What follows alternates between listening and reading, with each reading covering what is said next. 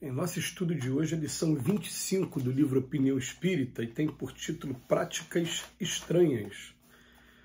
Muitos companheiros, sob a alegação de que todas as religiões são boas e respeitáveis, julgam que as tarefas espíritas nada perdem por aceitar e enxertir de práticas estranhas a simplicidade que lhes vige na base, lisonjeando indebitamente situações e personalidades humanas supostas capazes de beneficiar as construções doutrinárias do Espiritismo.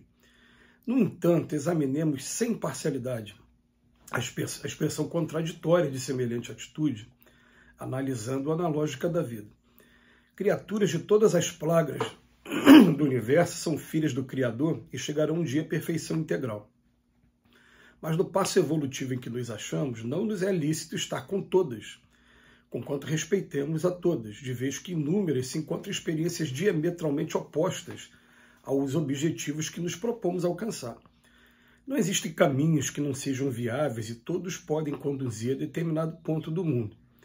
Contudo, somente os viajores irresponsáveis escolherão perlustar atalhos perigosos e desfiladeiros obscuros, espinheiros e charcos no dédalo de aventuras marginais ao longo da estrada justa. Indiscriminadamente, os produtos expostos no mercado são úteis, mas sob a desculpa do acatamento, que se deve a todos, não nos cabe comer de tudo sem a mínima noção de higiene e sem qualquer consideração para com a própria saúde. Águas de qualquer procedência liquidam a sede. No entanto, com a desculpa de que todas são valiosas, não é aconselhável se beba qualquer uma sem qualquer preocupação de limpeza, a menos que a pessoa esteja nas vascas da sofreguidão ameaçada de morte pelo deserto. Sabemos que a legislação humana, obtida à custa de sofrimento, estabelece a segregação dos irmãos delinquentes para o trabalho reeducativo.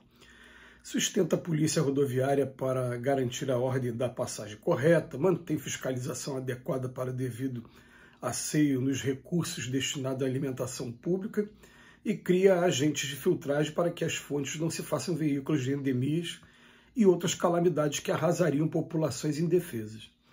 Reflitamos nisso e compreenderemos que assegurar a simplicidade dos princípios espíritas nas causas doutrinárias para que as suas atividades atinjam a meta da libertação espiritual da humanidade não é fanatismo e nem rigorismo de espécie alguma, porquanto agir de outro modo seria o mesmo que devolver um mapa luminoso ao labirinto das sombras após séculos de esforço e sacrifício para obter como se também, a pretexto de fraternidade, fôssemos obrigados a desertar do lar para residir nas penitenciárias, a deixar o caminho certo para seguir o cepual, a largar o prato saudável para ingerir a refeição deteriorada, ou desprezar a água potável por líquidos de insalubridade suspeita.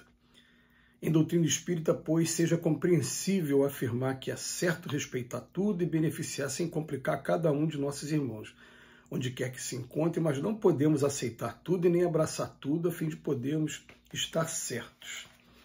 Gente, que lição espetacular essa lição de hoje. Por quê? Vamos lá. A gente parte do princípio básico. Livro do Evangelho segundo o Espiritismo, quando fala de o que é o Espiritismo. Fala que o Espiritismo só é Espiritismo de verdade, todo ensino de cunho exclusivamente moral,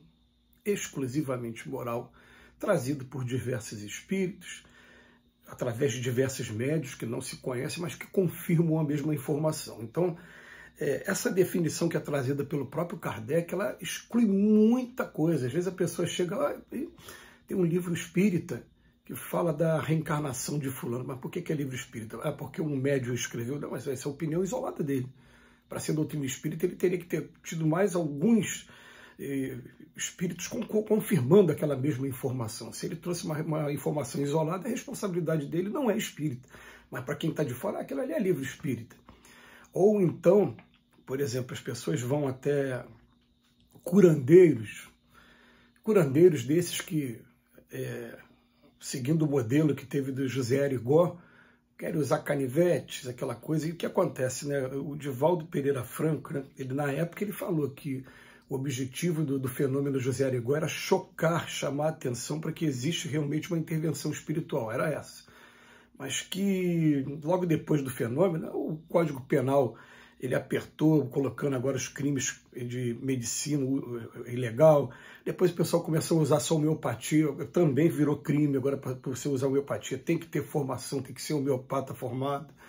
E o próprio Chico Xavier, ele fala de uma mensagem do Emmanuel falando para ele: eu sou contra essa coisa de uma pessoa que não é formada em medicina colocar o canivete nas pessoas, né? Aquilo ali é para quem estudou anatomia. E o Chico Xavier falava assim, o Emmanuel falou para o Chico: você deveria até ter vergonha se um dia pensasse em pedir auxílio dos espíritos para fazer alguma cirurgia em você dessa maneira.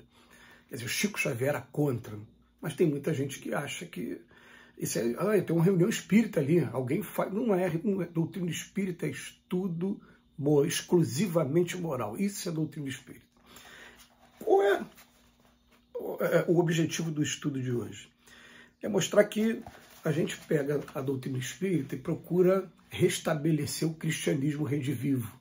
Aquele lá do restabelecer o cristianismo, né? Por isso que é o cristianismo redivivo. É pegar o exemplo do simples dos apóstolos, Pedro, Tiago e Paulo, quando as instalações eram simples, recebiam as pessoas, primeiros socorros, as pessoas recebiam alimentação, recebiam vestuário, recebiam leito, e logo em seguida recebiam também o estudo da Boa Nova.